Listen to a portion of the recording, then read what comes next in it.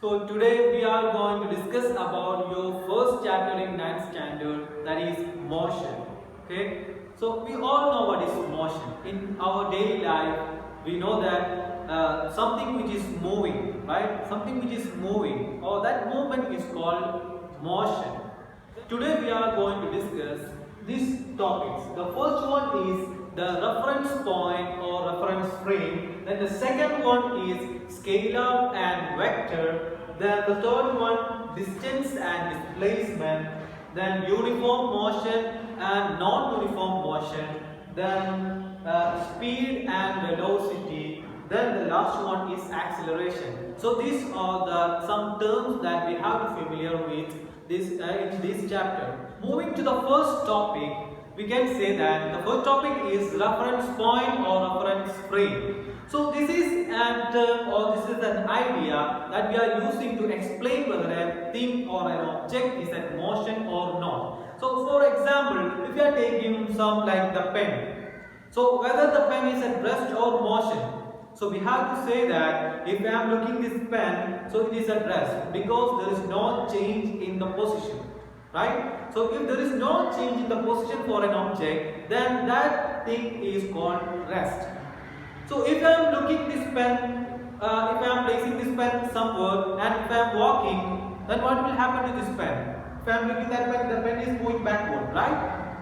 For example, another example, if I am sitting in one bus and looking the tree outside, yeah, the tree is moving backward. Even those trees staying there, but if we are moving now, but we feel that the trees are moving backward. So what is the pointer? How we can say something is rest or motion? So we need this thing, right? The reference point or reference frame. So I can explain that if we are looking one tree from right now from here, so you can understand that the tree is not moving, right? The tree is not moving and this tree is at rest if I am looking from the earth. So for example, if I am standing in the Mars or moon or somewhere and I am looking the same tree, if I have a telescope or something and I am focusing that tree only, then if I can do that, what about that tree? Yeah, the earth is moving and the tree on that earth also is moving, right? So the idea is, if you have to tell something which is moving or not, we have to take as reference point. For example, if in this first case, if I am in the earth and I am looking the tree, it was at rest because my reference point was at earth. If I am in the moon or Mars, somewhere in that other planets, and I am looking the same tree, yeah, the tree was moving. It was in the motion. So at that time, the reference point was at the Mars or the moon. That was the reference point or reference frame. Okay, we can use the reference point and reference frame likewise. Okay, they are common. Then if you are taking another example, if a crow is sitting on a cow, so what happens to the motion, or do the crow is moving or not? According to the cow, if the cow is looking to the crow, what happens? Yeah, the crow is sitting there. Yeah, the crow is still not moving, right? If the cow is looking the crow. So according to the cow, the crow is at rest. But if I am standing in the same field, so what will be there? So the cow is moving according to me. So the crow above the cow also moving. Okay, so according to me or with respect to me, the crow is moving there. But with respect to the cow, the crow is not moving. So we have to know a reference point or reference frame to tell something about the moving objects or the motion or rest. So that is the point that we have to discuss in this topic. The second topic is the scalar and vector. So this is a new term for you. So the scalar and vector, what do you think about scalar and vector? It's a new term for you. So the scalar means there are so many kinds of physical quantities are there. There are so many different types of physical quantities are there in our world. Right? In our physics, we have discussed about the mass, weight, and the force, the acceleration, then so many physical quantities we are using in our daily life itself, right? So these physical quantities can be divided into two parts, right? So the first one is scalar and the second one is vector. So what is scalar and vector? So scalar means some physical quantity need not have any the direction. So that physical quantities is called a scalar. So some physical quantities are there which need a direction, right? The direction will be there. So that is called a vector quantity. So I will give one example. Like if I am asking about the mass of a person. So if I am asking a mass of the person will tell that 30 kilogram, 40 kilogram like that. So I can ask the second question like what is the direction of your mass? So this is meaningless. The direction of a mass is meaningless. So that kind of physical quantities are called scalars. The physical quantities does not have any direction, but there is a magnitude, there is a value. So that is, if we are taking one example, 50 kilogram, that is the mass now. So the 50 kilogram is the quantity or it is the magnitude, and we cannot say any direction now. So that is scalar. Then taking the second one, which is vector. So what is vector? So the vector means the physical quantity having both magnitude and direction. And the example, one of the example is the force. So I am applying 10 Newton force towards my right side. So you can ask the direction also. The direction is right side. So there is a direction is there. And the 10 Newton, that is a magnitude. So these kind of things which having a direction and magnitude, this is called a vector quantity. So these all are the two types of the physical quantities that we have to learn in this chapter. Moving to the next topic, which is distance and displacement. So we are using the distance and displacement as same in our daily life. In physics, there are some differences between the distance and displacement. So we are going to look at the difference. So first one is the distance. So we can say that, so if we are taking one point A, like this is the point A, and we are taking the point B. Okay, these are the 2 points we are taking, and one person is moving from A to B as they reach, like this is the path. So he is moving like this from A to B.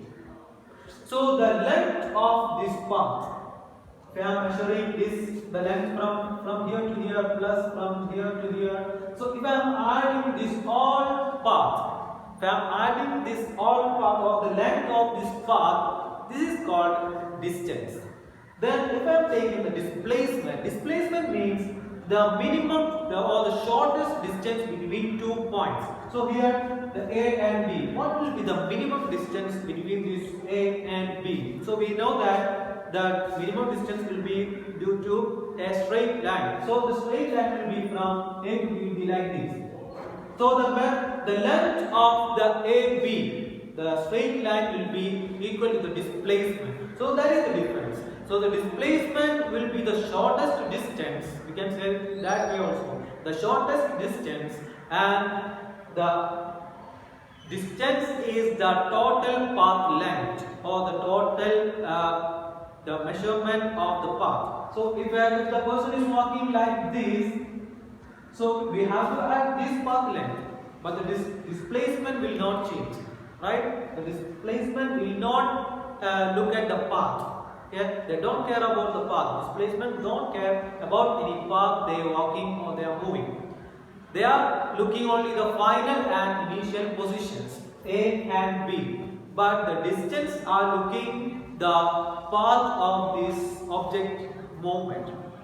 So now we are going to discuss about the difference between distance and displacement. So the distance, we know that it is the total path length, and the displacement is the shortest distance. Both are measured in meters because they are length now, so they can be measured by using meters. This is the SI unit of the distance and displacement, the meter. Then the third difference is the scalar. One of them, the distance is scalar and the displacement is vector. So if I am looking the distance, we cannot ask the direction. For example, if I am asking the length of a road, is there any direction for the length of the road? No, we cannot say the direction of the length of the road. But we can say the direction of the displacement. For example, if I have to go to some world, I have to tell the distance to that place or the displacement to that place and the direction. If I am telling the distance plus direction, then that is called a displacement. Got that? So the displacement have a direction, so it is a vector, and the distance don't have any direction, so that is a scalar. Then the next one is, if the moving body is in a circular path, if the moving body is in a circular path like this, you know that the person is starting from here and moving to this place B and again returning to the same A. So the final and initial position is at A. So there will be no displacement because the final and initial position is at same place. So there will be not any straight line between these 2 points because the same point, right? So there will be no displacement for this case. Even though it is moving, right? Even though it is moving in the circular path, there will be no displacement. But there is distance because the path is there. If the path is there, there will be a path length. So that is called distance. So the distance means this is the total path length. So we can say that for a moving body there will be a distance but there may not be a displacement. So that is the difference between these two, distance and displacement. So we can connect the distance and displacement by one thing, that is the distance always will be greater than or equal to displacement because the displacement is the shortest distance. Okay, so this is how we are connecting them. Our next topic is speed and velocity. So the speed and velocity are the two terms that is just as the distance and displacement. There is a connection between these two topics. And so how we can define the speed? So the speed is the rate of change of distance. So another definition is the distance travelled in one unit time. So for example, if I am taking 1 second, in 1 second how much distance is travelled by that object. So that is called the speed. Then taking the next one, it is velocity. So the velocity is the rate of change of displacement. Okay, so we can give another definition, that is the in a unit time how much displacement had happened. So that is called the velocity. So these are the two definitions for the speed and velocity. Then now we can look at the difference between the speed and velocity. So if we are looking at the difference between them, we can say that the speed is the distance by time and the velocity is displacement by time. These two are the equations that we are using, and both of them have same unit, same SI unit, that is meter per second. Then the third one, the speed is a scalar because the distance and time are scalar, so their product or their division also will be a scalar. Then taking the velocity, the displacement is a vector, so the velocity also will become a vector quantity. Then the next one, as the same as the distance, for a moving body there will be a speed, and for a moving body there may not be any velocity. So we can connect the speed and velocity like the speed will be always greater than or equal to the velocity. So this is how we can connect this speed and velocity. So moving on, the next topic is uniform motion and non-uniform motion. So from the term itself we can understand that what is uniform motion. If the motion is a uniform, means if a person or if an object covers equal distance in equal interval of time, if the person is in same speed, so that is called uniform motion. Then the second one is non-uniform motion. The non-uniform motion means if the person is walking and unequal distances or different distances in a unit of time or equal interval of time. So that is called non-uniform motion. So for example, if a car is in same speed, so that is a uniform motion. And if somebody is walking in without any speed limitation, or they are walking different speeds, or the car, if the car is in a town, you can say that if the car is in a town, there will be different speeds will be there. So that is non-uniform motion. So if the speed is same for a motion, that is called uniform motion, and if the speed is not same, so that is called non-uniform motion. Our next topic is acceleration. So we are using this acceleration in our daily life. We know that the car accelerated, or we know the accelerator in the car, right? So these kind of things we are using in our daily life. So now we are going to talk about the acceleration. What is acceleration? So we can define it first.